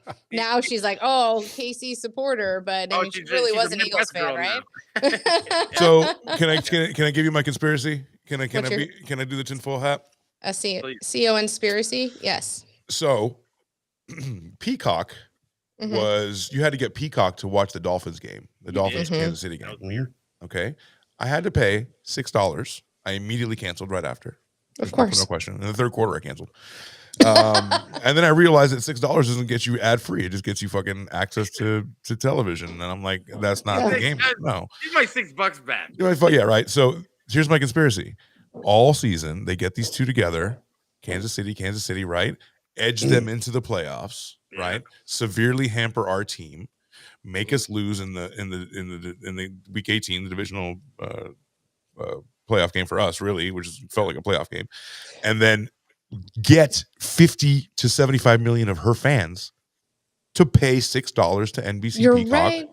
to fucking to watch that one game. And you imagine what's 60 times God, they must have made $1 billion just because and then they showed her every She fucking time. her presence was there. It's Right. 60 million to answer your question. 60 million. 60. I would most only I don't agree know. with you if Peacock had the exclusive streaming rights to her Eras Tour movie that fans could have then watched for free as well. Damn. Like if they had packaged her movie with the football game. You know what? Mm. Growing up, playoff games were always, on the good one. mark. You could always see them. They were always on the networks, and then they moved over to the cables and stuff. And now having them where you got to pay to watch it, and, Right. and where it's like there's gonna be a time when it's Not like, oh, you right. want to watch the Super Bowl? Well, then download this Amazon Prime. Right. Download the Super Bowl app. Right. Download the Super Bowl Right. app brought to you by NFL.com. Yeah, like Mhm. you're taking away from something that's Yep. always kind of true tried out there. And, that's what you're Pay more That's the money. way it is. Ticket, I bet the fantasy football. I got a second on the house just to afford this shit. And Is that the sound of people extracting money from your wallet? yes, Exactly. it's like And that means it's done. We're done now. Yep. my money. So, all right. So let's get to picks before Dave's phone runs out of battery and the whole operation in Nebraska goes spiraling into the vortex. It happens. Here we go. Can we try something fun for the picks if I would? If I Man, may? you can, dude. Darth We got- Daniel we can do got- anything. Yes, please. We got 4 games to pick. So I want, regardless of spread, let's just pick money line Okay. and assign a confidence. So 4 is your most confident in this game. 1 is your least confident. So we're picking 4 games each. We'll tally the points at the end, and we'll see who had the better cumulative score. So again, if you believe San Francisco is going to beat Green Bay, how confident are you? Is that your most confident? You're a 4. Your least confident? You're a 1. And vice Okay. versa. Oh, okay. Perfect. I like that. Okay. So we Okay. got 4 games to pick. And it's getting tight, guys. Remember the times that we would do this and there would be endless games and we'd choose from them. And there was once a time where I was 16 in a good at week. this. All I know is I'm losing all season long, and I'm still way behind. So, All right. so I better try and get my points here. So on the 20th, that's going to be Saturday, correct? If I can That do is math, on correct. Saturday Yep. we got Yes. Texans, Ravens. So the way this works, everybody, just a refresher, every sports book and every kind of Vegas representation here that makes odds is represented here with DraftKings all the way to Bet365 and Vegas Insider, MGM, Caesars. So here are the spreads, and we're just doing money line. So let's go over to money line and just pick that. So now we see Well, the we odds. can pick the spreads and things later if we still want to do our official better suite. But just for all intents and purposes, to have a little more fun here, to pick all 4 games. Sounds We're good. just going to pick money line, straight up winners. Obviously, the odds change, but the Ravens are a 9-point favorite, roughly. They're your second biggest favorite of the weekend. San Francisco, 9.5-point favorite over Green Bay. So your 2 number 1 seeds, both who we have yet to see play in the playoffs right now, are your 2 favorites, heavier favorites.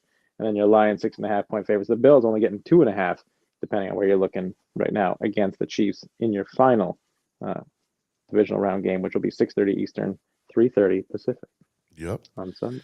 That's right. So look at the money lines first, and let's do. It's a good game that you came up with, Dan. So let's go. So Texans, Ravens. Let's ladies first. What are you thinking about when you think money line? Just somebody to win. If you had some money to put in Ravens. Vegas. Ravens will win. Okay. And what's your confidence? 1, 2, 3, or 4? 4 being the most confident. 3. 3. All right. So Baltimore 3 for Sam.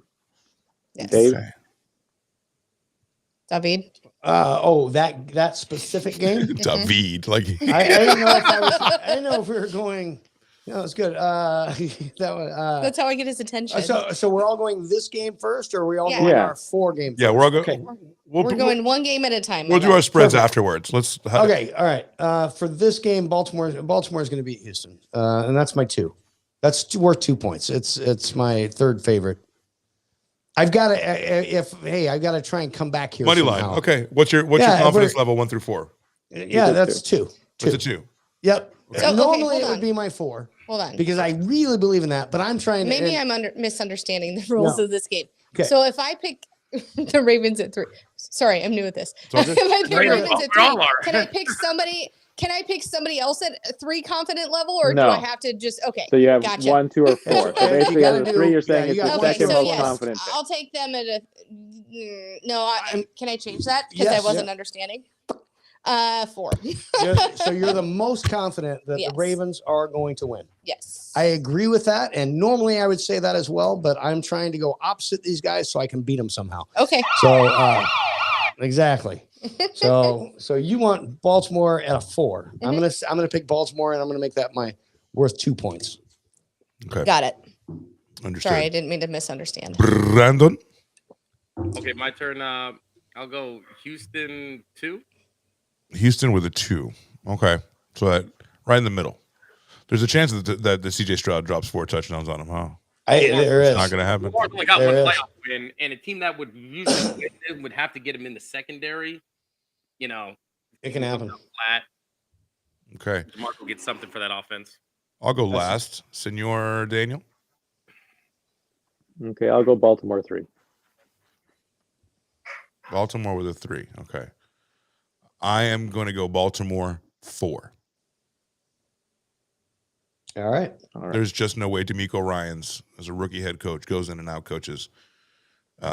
Just out of good spite, defense. I'll pick the next one real quick. I'm going to go San Francisco 4. Nice. Sorry, Green Bay. Attaboy. All right. Attaboy. Okay. Sam, who do you like there? 49ers or Packers money line to win? Okay, so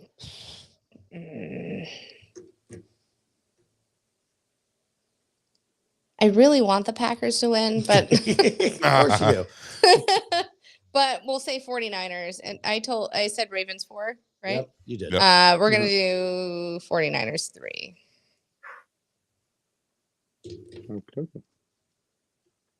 All right. Brandon. 49ers 4, 5, 7. They're gonna 49ers going to whoop that ass, is what he's saying. He's going to whoop that ass. 4, 5, 7. Shanahan will not. We'll go LaFleur 4. will never outcoach Shanahan. It ain't gonna happen. Even when he had Aaron Rodgers at MVP, he bring in Jimmy G. They were getting smoked. He was able to outcoach McCarthy. You're not gonna outcoach him. I mean, But he has Rick Bisaccia on his special teams now. that was the difference. Should have been the Raiders coach, man. Versace should have been the Raiders coach. Yeah, they're gonna get He was Antonio Pierce before Antonio that Pierce. secondary for That's a whole Green nother Bay can of worms. horrendous. I don't know how. All right, Dave. Green Bay, San Francisco. Your pick. It's going to be San Francisco. I picked them to be in the Super Bowl against the Ravens. They're gonna get this game, and I will make it worth 1 point. 1 point. So little confidence. Little confidence, but but that's still fine. going to do it. I'm just trying to bet opposite you guys. AC. AC. Your pick. All right.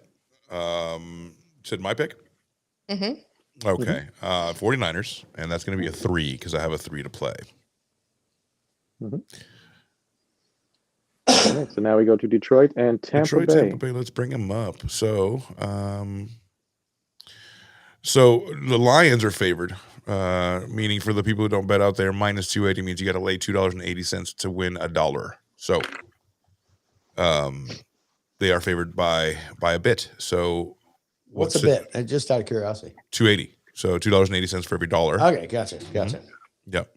Oh, you were doing We're money favored by line. 6.5 Gotcha. points. Okay. So I forgot roughly we're a on money touchdown. line. Good. Or is it you bet $280 to win $100? Exactly. Yes. Right. Yes. I did it in dollar terms. Yeah, exactly. Multiples of 10 people. Who's going first? I'll go first this time because I haven't gone first yet. Okay. Here Go ahead, is Dave. my 4. You're gonna be Aaron Rodgers this? I'm gonna pick Tampa Bay to win this, and that's my 4. Really? To win money line. Ooh, okay. I see what you're doing. You want to See? Okay. No. Okay. I'm getting You want a little. I got you. So this one game is gonna Tampa Bay. That's my 4. Gotcha. Or I lose big time. Any given Sunday or Saturday for that matter. Brandon, what do you think about the Lions and Buccaneers? I'll take Lions in 3. Lions in 3, so he has pretty high confidence there. Yeah. Okay. I'll go ahead and take. I'm going to take the Lions, and I'm going to use my 2. So I have so confidence, but Dan Rod? depends. I'm going to take Tampa Bay with a 1. Ooh. I'm taking Tampa Bay with a 2. Oh, sorry. I said Tampa Bay, but I meant to say Tampa Bay. Tampa Bay. I agree. I love that. I love that. Welcome to Tampa Baker, everyone. I do Tampa with a 2. They should change it to Tampa Baker International Airport. They should if they win. It should be Tampa Bay. Tampa Baker. It should be That's Tampa Baker. perfect. All right. Moving on to the Chiefs then and the Bills, and that's going to be the culmination of our NFL playoff weekend. Chiefs, Bills, Sam. Bills with the only one I have left. 1. The 1. Okay. You go 4, 3, 2, and 1. Yeah, I'm going to do that as well.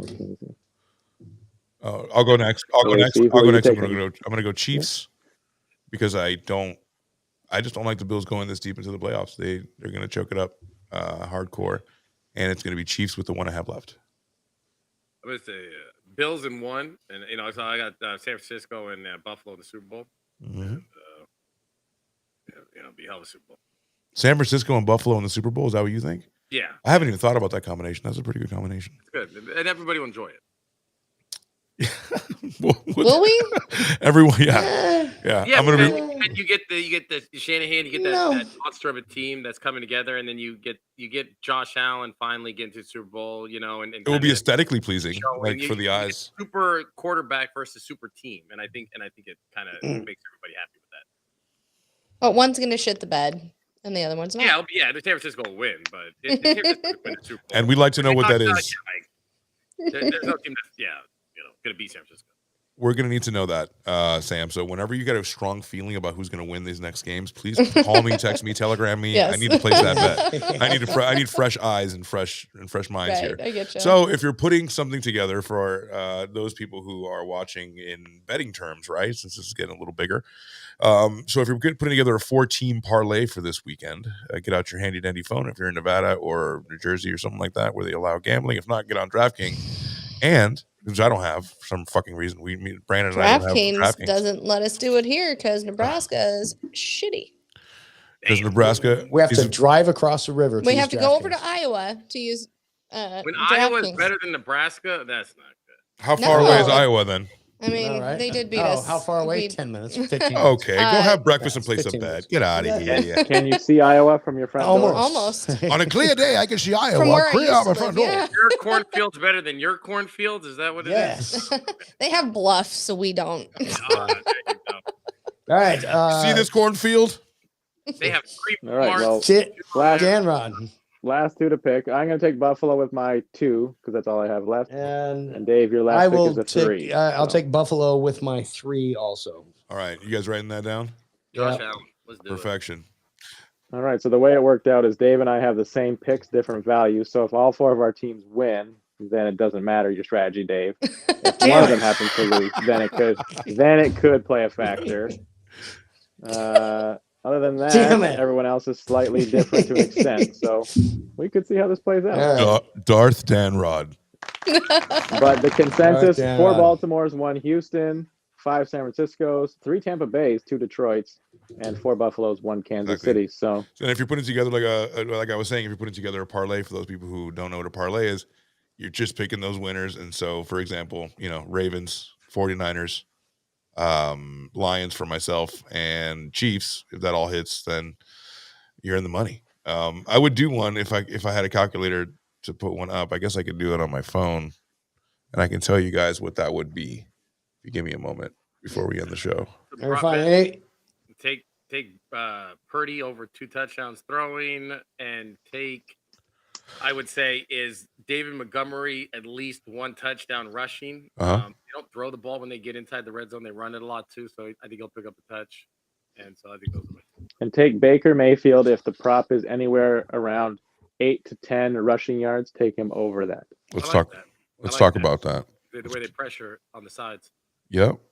So sticking with that game, if we look at the same game parlay that Caesars offers, you're looking at so the same game parlay, and then you can go to you can actually play with the alternate spread, and you can say. I wonder what you could have got to have BakerMayfield outrush Jalen Hurts yesterday. Right? Holy shit! Unreal. By three times. Probably would have unreal.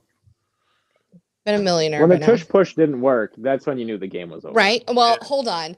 When that happened, there was a whole ass face mask that they didn't. Right. Yes. The guy was like, grab your head and okay. spin it back to the 4-yard line. Dallas flinched on their first touchdown late in the first half, and then didn't get called. Coach LaFleur. There was a couple on that one, calls that they didn't, or that should have been called against Tampa that I was like, Brandon's onto something. David Montgomery is minus 125 for an anytime touchdown in that game. So Vegas knows that too. Vegas feels very confident that for an anytime touchdown, you're actually laying $1. Yeah. 25 to make $1. So if you are going to, they just don't throw it when they get within 5 yards. Right. They don't have that big target, right? They don't have Greg Olsen anymore, do they? No. Well, they have Laporta, but they just don't throw it. He's a little banged up, and Jahmyr Gibbs is a good receiving threat out of the backfield, and he really likes Amon-Ra St. Brown, who made that huge catch. He did. Amon-Ra St. Brown is minus 105 for an anytime touchdown. Is there a prop? How many Detroit Lions will have blue hair? That looks like over 1.5. You just mean old people? Because if you haven't heard the story, Amon-Ra St. Brown promised the wide receiver group that if Detroit made the playoffs, he would dye his hair blue, which he did. But then in his post-game interview, he did say that, several other Lions players were contemplating making the change. So there you go. We'll see. All right. My man. All right. Well. All right, guys. Married couple's got to jump out. Yeah, we're out. All right. So, thank you all so much. We went about an hour and 40 minutes, which is pretty much on time, give or take 20 minutes. But thank you all for being here, and let's definitely do this next week. And we need to talk about a few things offline for next year, and a couple of things that we have kind of cooking, and making this a little bit more consistent. So we'll talk then. Anybody have last words? Thanks for having me again. You're invited anytime. Hey, it's good to be back. Sorry, guys, I've missed a couple weeks out. We all have. But you know what? Anytime you get to just be watching football again and be talking about it, man, it's phenomenal. And so, thank you guys. Absolutely, man. Thanks for being here. Yeah. Everybody. Yes, I look forward to a stress-free football weekend, knowing that I'm not rooting for the Cowboys. Agreed. Just root for Tampa. Or against them. Everybody root for Tampa. When do we start NBA HQ? Is it February 2nd? Oh, do we? Miami Heat flag going. So. Oh man, I got my Knicks hat ready. This is our year finally. I'm gonna see an NBA championship in New York, and so it's gonna be phenomenal. Well, let's make some money. Let's make some money. You guys got the picks, and you know what's going on. I'm pretty sure the Daytona 500 starts right after the Super Bowl, so we're going to be doing that show.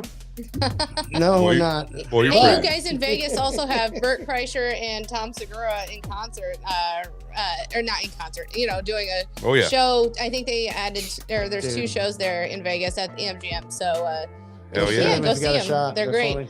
Bert's amazing. So is Tom. So it's unreal. Big podcast fans. And February, for me, my favorite band in the whole world, I'll see Tool February 18th at T-Mobile Arena.